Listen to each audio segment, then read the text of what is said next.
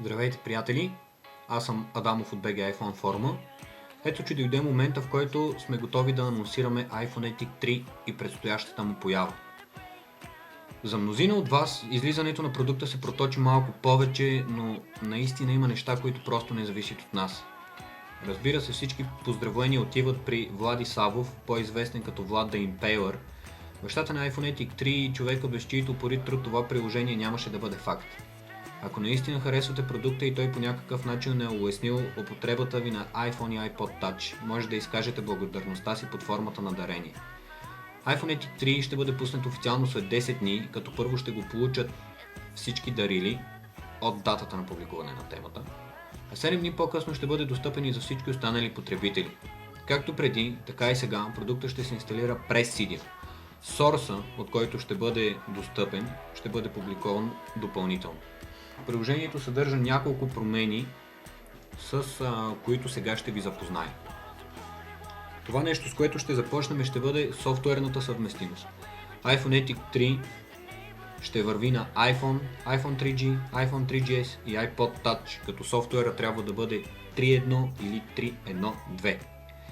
С инсталирането на пакета автоматично в Settings General International Language се появява опцията за превод на цялата система. При предната версия това нещо ставаше чрез избор от самото приложение, докато сега, за да смените езика на системата, всъщност за да бъде достъпна опцията за смяна на езика на системата, трябва да инсталирате iPhone 3 и тя се появява автоматично. Новия пакет има по-пълен и качествен превод, всички бъгове от старите версии са напълно отстранени, а пък ако евентуално се появят нови, ще разчитаме на вас да ни информирате за тях. В стария пакет имаше един малък проблем, при който след премахване на програмата изчезваше менюто Settings. При iPhone 3 този проблем е премахнат напълно. След като стартирате приложението, първата опция в графа локализация, която ще видите, това е BDS клавиатура. Както предполагам, повечето от вас знаят, с излизането на 3.1 беше вградена в самия фирмуер опцията за фонетична клавиатура на български. iPhone 3 пък ви дава възможността, ако сте свикнали да работите с BDS клавиатура, да преминавате, когато пишете текст, от латиница на BDS или от латиница на фонетика. Следващата опция, предполагам ви е позната, това са настройките на операторите. Може да избирате логотип плюс интернет настройка, само интернет настройка или само логотип. Тъй като аз съм спрял мобилния интернет от самата карта, ще избера само логотип. Новото в iPhone 3, това е азбучника в iPod-а. Може да изберете азбучника да бъде на латиница, на кирилица или и двете, като за да го смените самия азбучник в iPod-а, за да се актуализират библиотеките, трябва да се смени езика на цялата система.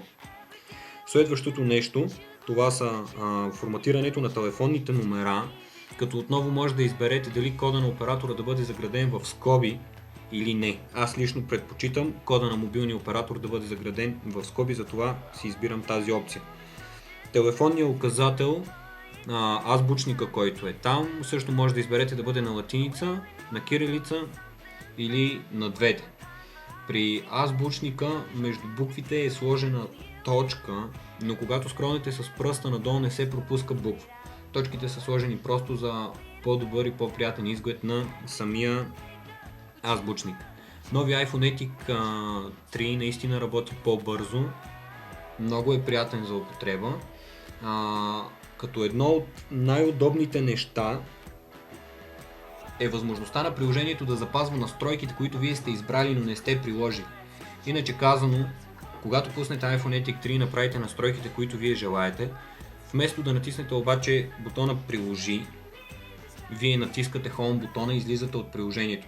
След като се върнете отново в него, настройките, които сте направили, са запазени и просто трябва да натиснете бутона Приложи. Една от опциите, за които забравих да ви кажа, но предполагам сте запознати с нея, това е смяната на системния шрифт. Може да изберете дали да си останете с стандартен или пък да го смените с Deja Vu. Аз съм направил опциите, които желая. И сега остава просто да ги приложа.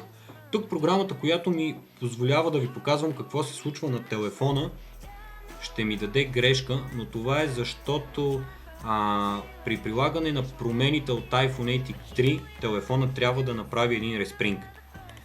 Сега ще го изчакам само една секунда да респрингне, след което ще си пусна отново приложението и вие ще може да видите промените. Логото на MTEL в горния край. Ето сега ще ви покажа и при бележките, примерно как от латиница ще мога да премина на ето, мога да преминавам от латиница на BDS. Общо взето това са нещата, които iPhone XR предлага. Остана още съвсем малко до неговото пускане. Ние от BG iPhone Team искаме да ви благодариме сърдечно за търпението и да ви помолиме след пускането му, ако имате въпроси и забележки, да ги споделяте с нас в темата, а ние както винаги ще се опитаме да ви помогнем за най-кратко време.